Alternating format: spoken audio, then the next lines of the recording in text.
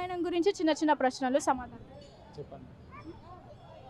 దశరథ మహారాజు పుత్రుల కోసం ఒక యాగం చేశాడు, సంతానం కోసం. ఆ యాగం పేరు? యాగం పేరు తెలియదండి.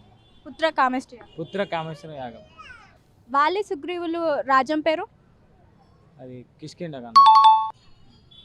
సీతమ్మ దేవి జాడ చెప్పాక హనుమంతుల వారికి రామయ్య ఒక బహుమతి ఇస్తారు. ఆ బహుమతి ఏంటి? ఉంగరం. బహుమతి సీతమ్మ జాడ చెప్పినందుకు ఆలింగనం. సీతాదేవి హనుమంతుల వారికి ఒక బహుమతి ఇస్తారు అయోధ్యకి వచ్చిన తర్వాత. ఉంగరం కదా.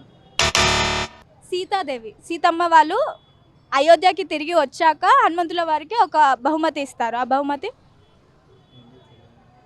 ముత్యాలహారం. ముత్యాలహారం. అయోధ్య నగరం ఏ దేశానికి రాజధాని?